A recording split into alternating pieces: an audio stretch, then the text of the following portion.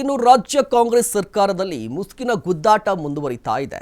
High command ನಾಯಕರನ್ನ ಭೇಟಿ ಮಾಡಲಿಕ್ಕೆ ಮಾಸ್ಟರ್ ಪ್ಲಾನ್ ಅನ್ನು ಕೂಡ ಮಾಡಿಕೊಂಡಿದ್ದಾರಂತೆ. ರಾಜ್ಯ ಕಾಂಗ್ರೆಸ್ ಸರ್ಕಾರದಲ್ಲಿ ಮುಸ್ಕಿನ ಗುದ್ದಾಟ ಮುಂದುವರೆದಿದೆ. ಹೈಕಮಾಂಡ್ ನಾಯಕರನ್ನ ಭೇಟಿ ಮಾಡಲಿಕ್ಕೆ ಮಾಸ್ಟರ್ ಪ್ಲಾನ್ ಅನ್ನು ಹಾಕಿಕೊಂಡಿದ್ದಾರಂತೆ. ದೆಹಲಿ ವಿಮಾನವನ್ನ ಏರಲಿಕ್ಕೆ ರೆಡಿಯಾಗಿದ್ದಾರಂತೆ ಕಾಂಗ್ರೆಸ್ನ ಅಹಿಂದ ಸಚಿವರು. ಯಾರ್ಯಾರು ಅಂತ ಹೇಳಿದ್ರೆ Satish Jarkiholi, doctor G Parameshwar, KN Rajanna ಸಜ್ಜಾಗಿರುವಂಥದ್ದು. ಕಾರಣ ಇಷ್ಟೇ, ಕರ್ನಾಟಕ ಭವನ ಉದ್ಘಾಟನೆ, ಸಹಕಾರ ಇಲಾಖೆಯ ಕಾರ್ಯಕ್ರಮಗಳ ನೆಪದಲ್ಲಿ ಹೈಕಮಾಂಡ್ ಅವರನ್ನ ತಲುಪಲಿಕ್ಕೆ ಸಾಕಷ್ಟು ಕಸರತ್ತನ್ನು ನಡೆಸ್ತಾ ಇದ್ದಾರೆ ಈ ಅಹಿಂದ ನಾಯಕರು ಅಂತ ಹೇಳಿ. ರಾಜ್ಯ ಕಾಂಗ್ರೆಸ್ನಲ್ಲಿ ಸಿಎಂ ಕುರ್ಚಿಯ ಕಾಳಗ, ಜೊತೆಗೆ ಕೆಪಿಸಿಸಿ ಅಧ್ಯಕ್ಷರ ಬದಲಾವಣೆ, ಇದಲ್ಲದೆ ಒಂದಿಷ್ಟು ಮುಸುಕಿನ ಗುದ್ದಾಟ, ಗೊಂದಲವಂತೂ ಇದ್ದೇ ಇದೆ. ಇದರ ನಡುವೆ ಮತ್ತೊಮ್ಮೆ ಈ ಮೂವರು ನಾಯಕರು ಕೂಡ ಅಲರ್ಟ್ ಆಗಿದ್ದಾರಂತೆ. Satish Jarkiholi, doctor G Parameshwar, KN Rajanna ಇವರು ದೆಹಲಿಗೆ ಪ್ರಯಾಣವನ್ನು ಬೆಳೆಸ್ತಾರೆ ಅಂತ. ಯಾವ ಕಾರಣಕ್ಕೆ? ಕರ್ನಾಟಕ ಭವನ ಉದ್ಘಾಟನೆ ಇದೆ, ಸಹಕಾರ ಇಲಾಖೆ, ಸಹಕಾರ ಸಚಿವರಾಗಿರುವಂಥ ಕೆಎನ್ ರಾಜಣ್ಣ, ಹೀಗಾಗಿ ಅವರ ಇಲಾಖೆಗೆ ಸಂಬಂಧಪಟ್ಟಂತೆ ಒಂದಿಷ್ಟು ಕಾರ್ಯಕ್ರಮಗಳಿದೆ ಅಂತ ಹೋಗ್ತಾ ಇರುವಂಥದ್ದು. ಬಟ್ ಇದೇನಾ ಕಾರಣ ಅಂತ ಹೇಳಿದ್ರೆ, ಹೌದು, ಇದು ಕೂಡ ಕಾರಣ ಇರ್ಬೋದು. ಇದ್ರ ಜೊತೆಗೆ ರಾಜಕಾರಣ ಕೂಡ ಇದ್ದೇ ಇರುತ್ತೆ. ಈ ಮೂವರು ನಾಯಕರು ಎಲ್ಲರೂ ಕೂಡ ಗೊತ್ತು, ಡಿ ಕೆ ಶಿವಕುಮಾರ್ ವಿರುದ್ಧವಾಗಿ ಒಂದಿಷ್ಟು ರಣತಂತ್ರವನ್ನು ರೂಪಿಸ್ತಾ ಇದ್ದಾರೆ. ಶತಾಯ ಗತಾಯ ಸಿಎಂ ಸಿದ್ದರಾಮಯ್ಯನವರನ್ನು ಸಿಎಂ ಕುರ್ಚಿಯಲ್ಲೇ ಉಳಿಸಬೇಕು, ಈ ಪವರ್ ಶೇರಿಂಗ್ ಆಟಕ್ಕೆ ಬ್ರೇಕ್ ಹಾಕಬೇಕು ಅನ್ನುವ ಪ್ರಯತ್ನವನ್ನು ನಡೆಸ್ತಾ ಇರುವಂಥದ್ದು. ಈ ಹಿಂದೆ ಪರಮೇಶ್ವರ್ ಅವರು ಕರೆದಿದ್ದಂಥ ಡಿನ್ನರ್ ಮೀಟಿಂಗ್ಗೆ ಕೇಜ್ರಿವಾಲ್, ಸುರ್ಜೇವಾಲಾ ಅವರು ಬ್ರೇಕ್ ಹಾಕಿದರು. ಅಸಮಾಧಾನಗೊಂಡ ದಲಿತ ನಾಯಕರು ಈಗ ಮತ್ತೊಮ್ಮೆ ಅಲರ್ಟ್ ಆಗಿದ್ದಾರೆ. ಕೆಪಿಸಿಸಿ ಅಧ್ಯಕ್ಷ ಕುರ್ಚಿ, ಸಿಎಂ ಸ್ಥಾನದ ಬದಲಾವಣೆ ಬಗ್ಗೆ ಚರ್ಚೆಯನ್ನ ನಡೀತಾನೇ ಇದೆ. ಒಂದು ವೇಳೆ ಏನಾದರೂ ಸಿಎಂ ಸಿದ್ದರಾಮಯ್ಯನವರು ಸಿಎಂ ಕುರ್ಚಿಯಲ್ಲಿ ಇದ್ದರೆ ಸ್ಥಳೀಯ ಚುನಾವಣೆಯಲ್ಲಿ ಕೈಗೆ ಬಲ. ಇದರ ಜೊತೆಗೆ ಸರ್ಕಾರದ ಸುಭದ್ರತೆಯ ದೃಷ್ಟಿಯಿಂದಲೂ ಕೂಡ ಸಿದ್ದರಾಮಯ್ಯನವರು ಸಿಎಂ ಆಗಿರಬೇಕು, ಸಿದ್ದರಾಮಯ್ಯನವರನ್ನೇ ಮುಂದುವರಿಸಲಿಕ್ಕೆ ಒತ್ತಾಯವನ್ನು ಮಾಡ್ತಾರೆ ಈ ಸಚಿವರು ಅಂತ ಹೇಳಿ. ಮುಖ್ಯವಾಗಿ ರೀಸನ್ ಏನು ಅಂತ ಹೇಳಿದ್ರೆ, ಪರಮೇಶ್ವರ್ ಅವರು ಈ ಹಿಂದೆ ಒಂದು ಡಿನ್ನರ್ ಮೀಟಿಂಗ್ ಅನ್ನು ಕರೆದಿದ್ದರು.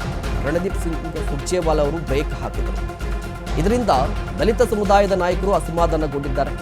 ಹೀಗಾಗಿ ಈ ವಿಚಾರಕ್ಕೆ ಸಂಬಂಧಪಟ್ಟಂತೆ ರಾಹುಲ್ ಗಾಂಧಿ ಅವರನ್ನ ಭೇಟಿ ಮಾಡಿ ದೂರನ್ನ ಕೊಡಬೇಕಂತೆ.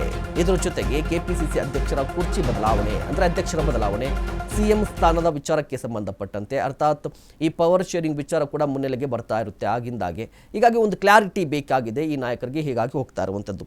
ಇವರ ಅಜೆಂಡಾ ಏನು ಅಂತ ಹೇಳಿದ್ರೆ, ಸಿದ್ದರಾಮಯ್ಯನವರು ಸಿಎಂ ಕುರ್ಚಿಯಲ್ಲೇ ಇರಬೇಕು 5 ವರ್ಷಗಳ ಕಾಲ.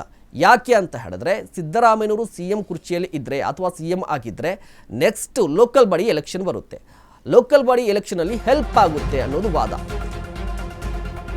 ಇನ್ನು ನಿಮ್ಮ ಮಾತಿಗೆ ಬೆಲೆ ಕೊಟ್ಟು ಸುಮ್ಮನಾಗಿದ್ದೇವೆ, ಖರ್ಗೆ ವಾರ್ನಿಂಗ್ ವಿಚಾರ ಪ್ರಸ್ತಾಪ ಮಾಡ್ತಾರಂತೆ ನಾಯಕರು. ಖರ್ಗೆ ಎಚ್ಚರಿಕೆ ಬಳಿಕವೂ ಕೂಡ ಒಂದು ಗುಂಪಿನವರು ಸುಮ್ಮನಾಗ್ತಾ ಇಲ್ಲ. ಡಿ ಕೆ ಶಿವಕುಮಾರ್ ಸಿಎಂ ಆಗಲಿ ಅಂತ ಹೇಳಿಕೆಗಳನ್ನು ಕೊಡ್ತಾ ಇದ್ದಾರೆ. ಅವರ ಮೇಲೆ ಈವರೆಗೂ ಕೂಡ ಕ್ರಮ ಆಗಿಲ್ಲ. ಯಾಕೆ? ಹೀಗಾದ್ರೆ ನಾವು ಕೂಡ ಸುಮ್ಮನೆ ಇರೋದಿಲ್ಲ. ವರಿಷ್ಠರಿಗೆ ಚಾರ್ಜ್ ಶೀಟ್ ಅನ್ನ ಸಲ್ಲಿಕೆ ಮಾಡ್ತಾರಂತೆ ಅಹಿಂದ ನಾಯಕರು. ಒಂದು ಕಡೆ ಮಲ್ಲಿಕಾರ್ಜುನ ಖರ್ಗೆ ಅವರು ಮೊನ್ನೆ ಅಷ್ಟೇ ಒಂದು ವಾರ್ನ್ ಮಾಡಿದ್ರು, ಯಾರು ಕೂಡ ಮಾತನಾಡಬಾರ್ದು, ನಿಮಗೆ ಕೊಟ್ಟಂತ ಕೆಲಸವನ್ನ ಮಾಡಬೇಕು ಅಂತ ಹೇಳಿ ಒಂದು ವಾರ್ನ್ ಮಾಡಿದ್ರು. ಅದಾದ ಬಳಿಕ ಅಹಿಂದ ಸಮುದಾಯದ ನಾಯಕರು ಸೈಲೆಂಟ್ ಆಗಿದ್ರು. ಆದರೆ ಚನ್ನಪಟ್ಟಣದಲ್ಲಿ ನಡೆದಂಥ ಕಾರ್ಯಕ್ರಮದಲ್ಲಿ ಶಾಸಕರಾಗಿರುವಂಥ Balakrishna, D K Shivakumar CM ಆಗಬೇಕು, ಅವ್ರು ರೆಡಿ ಇದ್ದಾರೆ ಅನ್ನುವ ಮಾತನ್ನಾಡಿದರು. ಅಲ್ಲಿಗೆ ಮತ್ತೊಮ್ಮೆ ಸಿಎಂ ಕುರ್ಚಿಯ ಕಾಳಗ ಮುನ್ನೆಲೆಗೆ ಬಂತು. ಇದನ್ನು ಪ್ರಸ್ತಾಪ ಮಾಡ್ತಾರಂತೆ ಸತೀಶ್ ಜಾರಕಿಹೊಳಿ ಅವರು.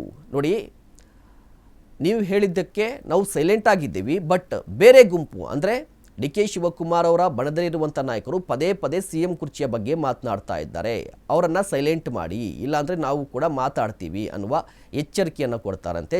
ಜೊತೆಗೆ ಮನವರಿಕೆ ಮಾಡುವಂಥದ್ದು, ಯಾಕೆ ಸಿದ್ದರಾಮಯ್ಯನವರೇ ಸಿಎಂ ಆಗಿರಬೇಕು ಅನ್ನೋದರ ಬಗ್ಗೆ ಹೈಕಮಾಂಡ್ಗೂ ಕೂಡ ಮನವರಿಕೆ ಮಾಡ್ತಾರಂತೆ. ಯಾಕೆ ಅಂತ ಹೇಳಿದ್ರೆ, ಇತ್ತೀಚಿನ ಚುನಾವಣೆಗಳನ್ನು ಗಮನಿಸಿದರೆ ಬೈ ಎಲೆಕ್ಷನ್ಸು ಸಂಡೂರು, ಶಿಗ್ಗಾವಿ, ಚನ್ನಪಟ್ಟಣ ಈ ಬೈ ಎಲೆಕ್ಷನ್ಸಲ್ಲಿ ಕಾಂಗ್ರೆಸ್ ಗೆಲುವಿಗೆ ಕಾರಣ ಏನಪ್ಪ ಅಂತ ಹೇಳಿದ್ರೆ ಅಹಿಂದ ಮತದಾರರು ಕಾಂಗ್ರೆಸ್ ಪರವಾಗಿದ್ದಾರೆ ಅನ್ನೋದಕ್ಕೆ ಅದೆಲ್ಲವೂ ಕೂಡ ಎಕ್ಸಾಂಪಲ್ ಆಗಿದೆ. ಬಟ್ ರೀಸನ್ ಏನಪ್ಪ ಅಂತ ಹೇಳಿದ್ರೆ ಸಿದ್ದರಾಮಯ್ಯನವರ ಕಾರಣಕ್ಕೇನೆ ಅಹಿಂದ ಮತಗಳು ಕಾಂಗ್ರೆಸ್ ಪರವಾಗಿದೆ. ಹೀಗಾಗಿ ನೆಕ್ಸ್ಟ್ ಲೋಕಲ್ ಬಾಡಿ ಎಲೆಕ್ಷನ್, ಸ್ಥಳೀಯ ಚುನಾವಣೆಗಳು ಬರುತ್ತೆ. ಜಿಲ್ಲಾ ಪಂಚಾಯತ್ ಚುನಾವಣೆ ಇದೆ, ತಾಲೂಕು ಪಂಚಾಯತ್ ಚುನಾವಣೆ ಇದೆ. ಈ ಚುನಾವಣೆಯಲ್ಲಿ ಕಾಂಗ್ರೆಸ್ ಗೆಲ್ಲಬೇಕು ಅಂತ ಹೇಳಿದ್ರೆ ಸಿದ್ದರಾಮಯ್ಯನವರು CM ಕುರ್ಚಿಯಲ್ಲೇ ಇರಬೇಕು ಅನ್ನುವ ವಿಚಾರವನ್ನು, ವಾದವನ್ನು ಮುಂದಿಡುವಂಥ ಸಾಧ್ಯತೆಗಳು ಕೂಡ ಇರುವಂಥದ್ದು.